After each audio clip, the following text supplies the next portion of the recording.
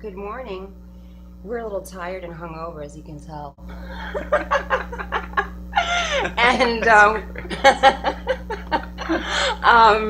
anyway, as you know by now, that I'm not a morning person, but here we are at Walter Astoria, and I want to thank again Pedro Gonzalez and Song for allowing us to have this wonderful space early in the morning, just for you. We're doing this all for you, and I'm here introducing you to a very talented, wonderful artist, Matthew Kiss. Welcome to the show. Pleasure to be here, Jay. And you're going to listen to one of his songs, Swing, right? Yep. And you're going to love it. You're going to love it. And we actually met a few months ago. You were in the Ultimate Contest, singer-songwriter contest, and you were a finalist. I was. And I was a judge, and I had the privilege of actually listening to you and selecting you, and you were awesome, by the way. Awesome. And you sang the song Swing. So I wanted to ask you, what's this song about and how did it come about? Well, Swing came out of a bunch of different feelings. I started writing it, I guess, at the height of the Occupy Wall Street situation, mm-hmm. and I don't want to say that it was written because of it. I kind of view myself as an observer a lot of times, and I can't help but be affected by things that kind of happen around me. So I was watching, the struggle and all the things that were happening in the Occupy Wall Street situation, that as one thing. And I was kind of just going through some interesting things in myself at that point in time, and I just kind of had to be reminded that, life isn't always like rainbows and butterflies. Exactly. It's not always, it's not always completely easy, and it's not always completely fun. And sometimes you really just have to swing. It came out of some advice that my father gave me earlier on in life. Just swing, kid. And the song almost ironically wrote itself, because all it really took was for me to just kind of see situations that I had been in, or situations that people that I knew or grew up with, or were loved ones were in, and it just kind of wrote itself. There's that image of that 57-year-old man, working late, was just trying to bring money and food home to the family. I knew that guy, I was always close with that guy. So it, like I said, it was just me opening a floodgate and just kind of letting it be what it was. And when did you start writing, and how did the progression of you becoming an artist? How did that happen? Well, I started playing guitar as an artist. I started playing guitar when I was 13. Well, if we're gonna go all the way back, way back, my mother was always, my parents were always music lovers. My mother still does play habitually piano, and I kind of, as a child, I'm Russian by descent. Mm-hmm. I'm first American, so they were like, "You're gonna play piano." Oh, yeah. And I was playing piano for a few years, from I guess the age of 3 to 9, and then around the age 10 I got my first guitar, but didn't really start playing guitar until age 13. Started taking lessons and was doing guitar from age 13 until 17, and I still play. Mm-hmm.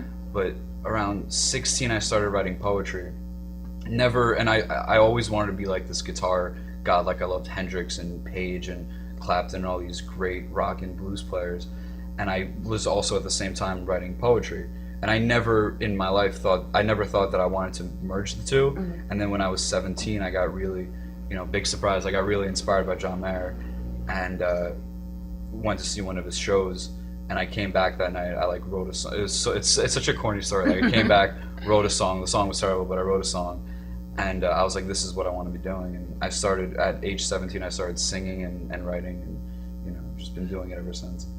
And so obviously your parents are supportive and embrace. Well, In a lot of ways, yeah. In a lot of ways, it's definitely not easy having, this business is not easy. Yeah, the business is not easy, and in so many ways, being a musician is such an uncertain. It's such a crazy path in some ways to take, with so much uncertainty. So that I'm sure it's not easy as a parent to know that, like, your son's your son's a troubadour now. but my parents have been have been as great as I can ask for. That's so awesome. It's they've been really great for the most part, and I appreciate them so much more for it. And how long does the process take for you, like, to write a song? Like you said, Swing took like virtually. Swing took one night. Yeah. A night in the morning. That's awesome. I remember watching this Dylan documentary where someone said that he wrote "Blowing the Wind" in like 10 minutes. And when I heard that, it utterly blew my mind.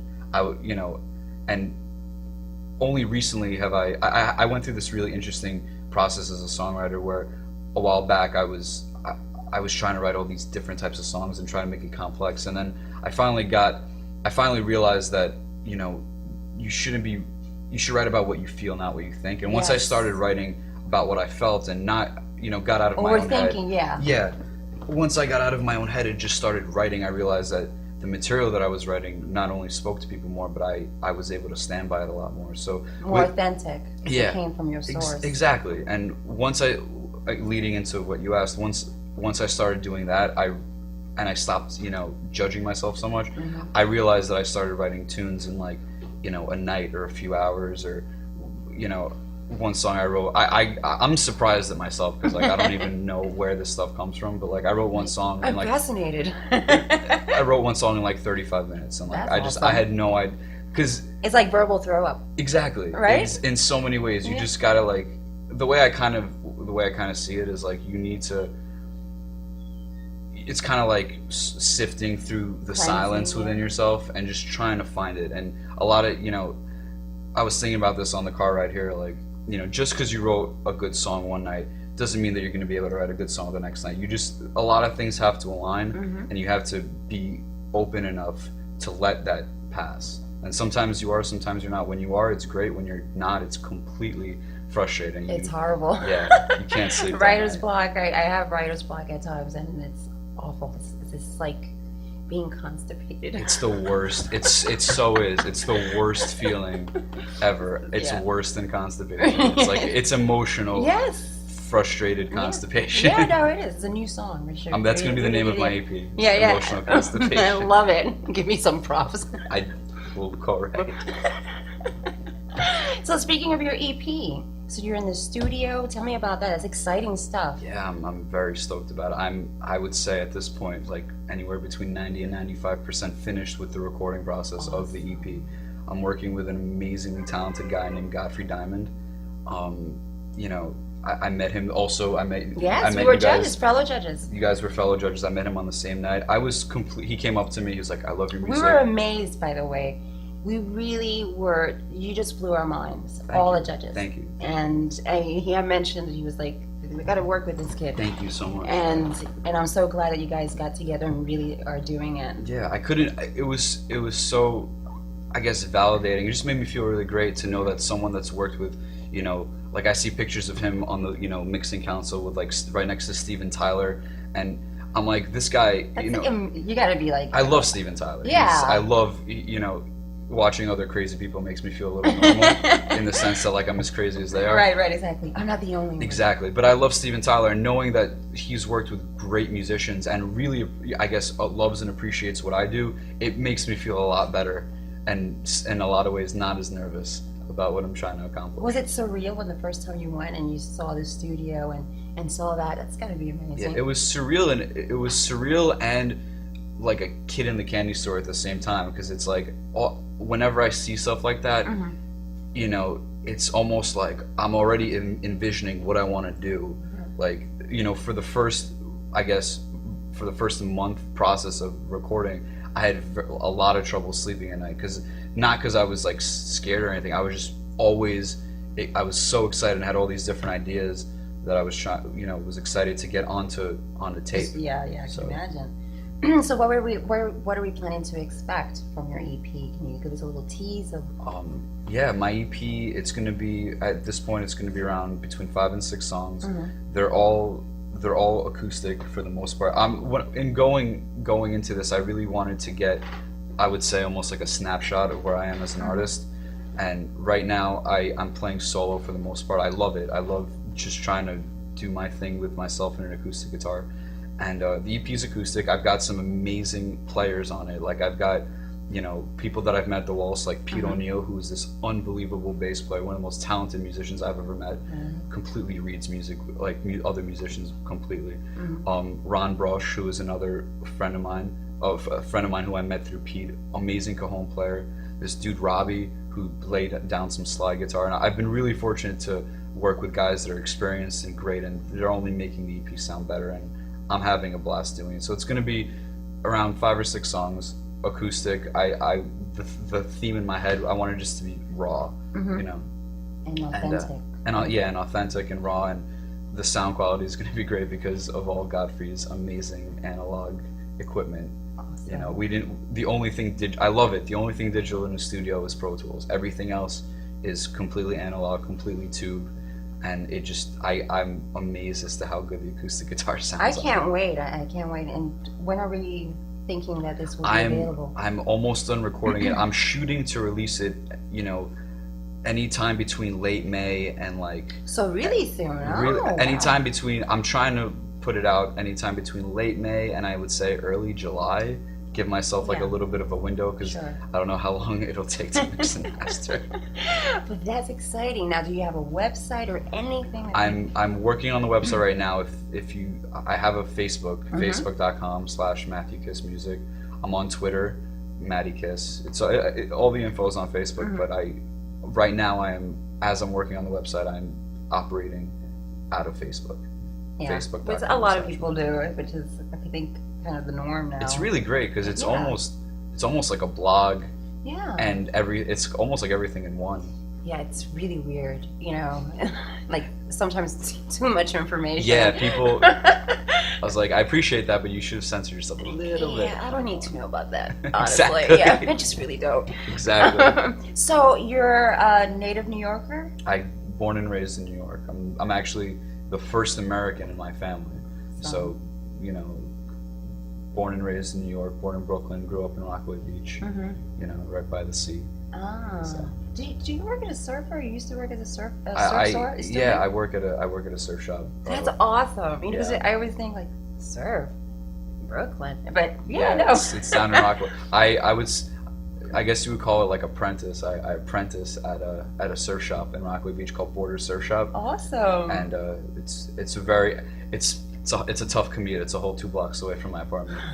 So do you surf? I surf. I've been surfing since I was I would say 15. That's great. And let's see what another question I have for you. What do you see yourself in doing in 5 years from now? Like as far as an artist, what would you like to happen? Rehab. No, I'm just kidding. We can edit that out. We're already back. That's why we have our shades on. We're hungover. I would love to just be touring. Hopefully, I would say in 5 years, definitely have my first album out. Just touring, just trying to reach as many people as I can, and just working as an artist. To be honest, I would like to pay my bills with music and imagine that. Being able to pay your bills with doing something that you love. Exactly, and it's always, which is what we all dream about. Yeah, spoken to a lot of people in my life, and it's an interesting kind of thing. Like, you want to do music for a living, and I'm like, yeah, I would love to be able to do something for the rest of my life that I'm completely and totally in love with. I don't mind having to kind of run like a chicken without its head off if it's for music. Other things I'm completely lazy for, but if it's for music, it's like waking up early. Exactly. To come here, right? Yeah, I don't. I don't mind. Which is great. Also, if anyone, either YouTube, I saw the whole YouTube thing with Billy Conahan, for those who don't know, and that was awesome. You guys should check that out because you were just with your guitar, and you were just just relaxing. It's awesome. I loved it. It was a fun night. People really, like, everyone that for the most part knows me either through Waltz or a lot of my, solo performances. They're like, a lot of people that saw me play and then came to see Billy play and saw me I was only playing guitar that night. Yeah. And after the show, they were like, "You play guitar? That was sick. Like, that's crazy." That's exactly what I said. It was like, awesome. And you rocked it. Well, in a lot of ways, I really enjoy surprising people. And like I said before, I wanted to be, a songwriter. I spent days and days and days, just at home practicing my guitar, wanting to be like, Jimmy Page or Jimi Hendrix or any of those guys. So like, whereas songwriting and creating, that type of work is as much my soul as anything else. When I just get to like accompany somebody else and be the guitar player, it's so fun. And it's freeing, so isn't it? Yeah. I would imagine, because it's a whole different thing. Yeah, and one of the funnest things about that is like I don't have to steer the ship in a way. I get to kind of just be part of the band and know that it's not, as much as you have to hold down, it's not all on me to keep the crowd. I get to just kind of, do my thing and you did. Have a beer. It's hilarious. I love it.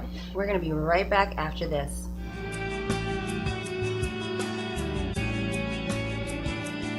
We at Grace NYC Radio want to give our deepest thanks to the Lower East Side Girls Club for having us produce our shows at their wonderful studio.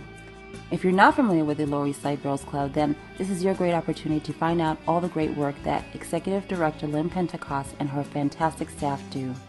Volunteer, shop, or donate. Get involved. Go to www.girlsclub.org. In these challenging times, we could all use a little guidance. At voiceoftheangels.com, you can get the spiritual guidance you seek. At voiceoftheangels.com, get free angel card readings online, free daily channel message, free spiritual forum, free astrology forecast, a phone psychic network with psychic readings you can trust, and much more. There's also an entire spiritual toolbox full of tools created by Diane Garris, designed to work together to help you move forward on the path. So come home to voiceoftheangels.com today. voiceoftheangels.com.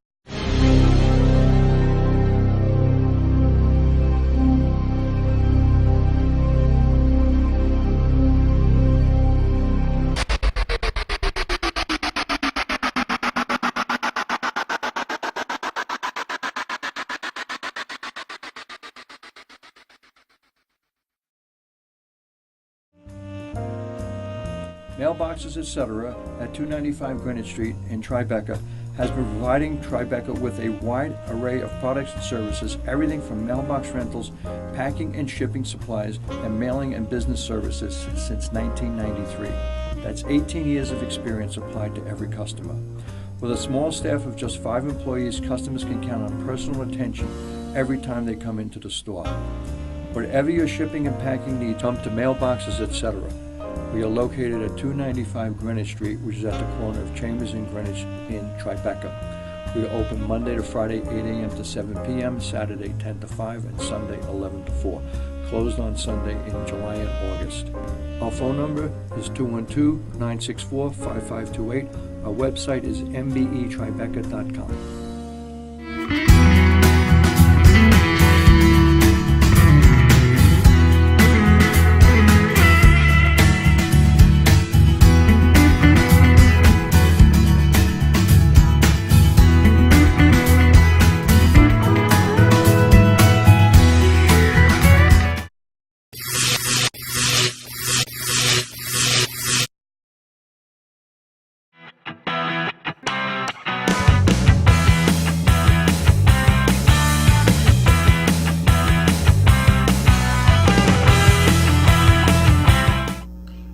Here at Cyber Serinade on Grace NYC Network, and we're talking with Matthew Kiss.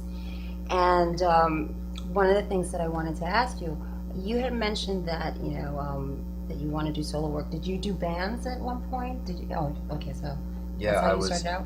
Yeah, when I was younger and just kind of doing the whole Guitar Hero type of thing in my head. I did play with a few bands here and there. Just it was I guess. And the type of bands you would be in from age 14 to 16 or 17. Local bands, a couple of small gigs here and there. It was us kids just trying to be like our heroes, I guess. But yeah, I really, I spent some time playing in other people's bands, just playing guitar, And then how do you know you could sing? Were you a singer before? Because you could write songs and you could play music, but there's also the transition of singing as well. Yeah. Well, when I was younger, there was like a choir in my school, like in my elementary school. So I did choir when that was before I guess hit puberty. So, but I didn't know if I could sing, to be honest. I think I would say the only reason I can sing is just maybe because I was too stubborn to not sing. I really just might have willed myself to sing. I really wanted. I had things that I wanted to get out, and I couldn't see anybody else singing the things that I was singing at the point that I started doing it. And I guess since then I was like, these are my songs. I want to sing them. I want to relay them. And either I'm completely stubborn, so it's like either I'm going to sing these songs or nobody's going to sing these songs. And, Mine. Yeah, I'm pretty selfish when it comes to my own art. So. But that's wonderful. And what inspires you? I mean, what I know you mentioned that you like to observe not just what's going on in your life, but other people's lives. That's where your inspiration comes from, basically. Yeah. I mean, like I said, anything that just kind of it's interesting as an artist. Like some things that might affect you don't always affect you. Some things that you can't expect to affect you in ways that you totally no idea, right? Exactly. But I guess it's just kind of. I guess I'm in a lot of ways that type of person as well. Like I was always like an emotional kid as well, so things affected me. But I guess like any type of stimulus that throws itself into your face throughout any point of your life, that it affects me. Growing up where I grew up, and growing up how I grew up, and seeing different things. And Rockaway itself, like growing up in Rockaway, it's such a melting pot of I was going to say diverse. Yeah, not just cultures, but like types of people, like from like seeing like drunks and different types of people like next to corner stores, and it's just life, what I mean? Like, so all this stuff affects me. And what would you like people to sort of get a sense of you, as far as do you have any causes or anything that sort of gets you going? Because we talked off the when we were on break before, we mentioned a little bit about politics. I know we're not very political, but I know that Occupy Wall Street obviously had inspired you to create swing, to write swing. So. In a lot of ways, yeah. I don't know if it's I mean, there are definitely causes that I've like gotten semi-passionate about in terms of like. I was reading this thing how John Mayer got really involved in like incoming veterans from the war and helping them acclimate. So that's something I recently got onto that's really cool. And it's more, I would say, like anything for, I guess, anybody that's in a struggle or someone that's kind of like trying to fight their way back up. Trying to swing. Exactly. And it's, I know it sounds completely corny, but like my entire life I've watched people or have known people or that have always been, fighting or have always been the underdog. So I have this very, very real, strong connection to people that are, the odds are kind of stacked against them, and, And I love the song Swing because it's a theme song, I think, for survivors of all types. And I can hear it and put it on my like iPod and like work out and like swing, you know what I mean? I love it, and it's got to be gratifying, I would imagine, to hear people say, "Hey, that really resonated with me," and that's what you want, I would imagine, as a songwriter. 100%. It's I've said to a few other songwriter friends of mine, it's like I can think that it's great, but to be honest, and as an artist, you do have to have that balance between like I'm pleasing myself, I'm trying to get the people to connect with it, but at the same time, if it's not connecting with somebody else, I really don't think that I'm doing anything good. And there's, at the end of the day, there's really nothing more gratifying than somebody like someone coming up to you after your show and being like, hey, listen, that song completely, my dad's going through this, my grandfather's, and it's so crazy how like people will come up to you and spill their heart out to you that you've never met, and they're just like, thank you for writing that song. And that's more gratifying than anything at the end of the day. That's really why, you know, I remember when I was, you know, younger, I was like, if I could be to someone else what, you know, all these great songwriters were to me, I feel like I've accomplished something at the end of the day. Almost wrapping up, and so I just wanted to thank you again, Matthew. I want to thank Pedro, who's still a diva and has not been, you know, do you know that Pedro has refused to do an interview as of yet? Do you believe that?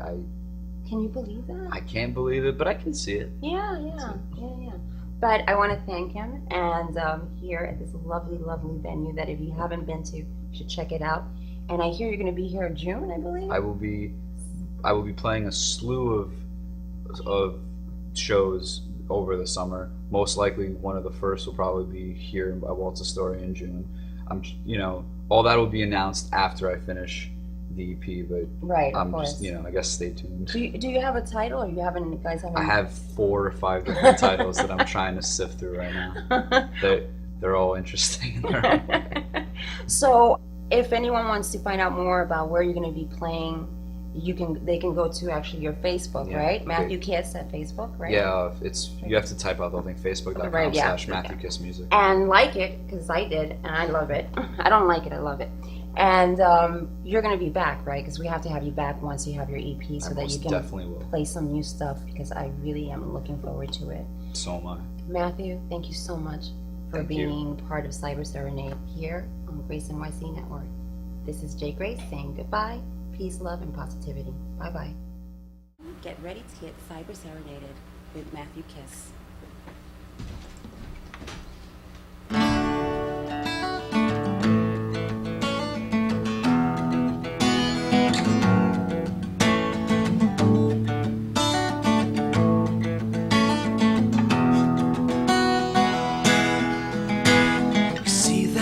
Doggy with one missing leg. I said he was finished, they said he was dead. But look at him now, chasing the wind. You see that the soldier with half of an arm, he'll still run into battle to keep you from harm. 'Cause he don't know how to give in. You gotta swing, swing, don't you ever stay down. Boy, you keep swinging till you hear that bell sound. Swing through the pain and the blood in your eyes. 'Cause you gotta swing, swing, don't you ever retreat. If you should go down, you start using those feet. Swing if you wanna survive. That the man 57 years old, breaking his back all night in the cold. No signs of surrender will ever be shown. Oh, he takes off his hat, wipes his half-frozen sweat. Overworked, underpaid, not a single regret. A wife and 4 daughters waiting at home. You gotta swing, swing, don't you ever stay down. Boy, you keep swinging till you hear that bell sound. Swing through the pain and the blood in your eyes. 'Cause you gotta swing, swing, don't you ever retreat. If you should go down, you start using those feet. Swing if you wanna survive. 'Cause they'll beat you, mistreat you, and cut off your hair. Misuse and abuse you and tell you it's fair. Spare no time and no money tearing you down. Yes, they'll toss you around, wipe your face with the floor. And when you've had enough, yes, they'll give you some more. Till you dig in those heels and stand your ground.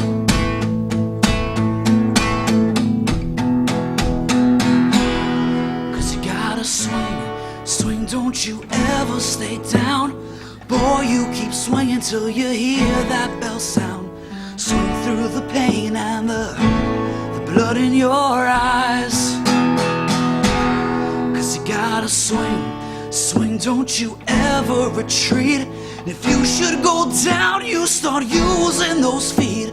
Swing if you wanna survive. Baby, swing, swing, swing, baby, swing, oh, darling, swing.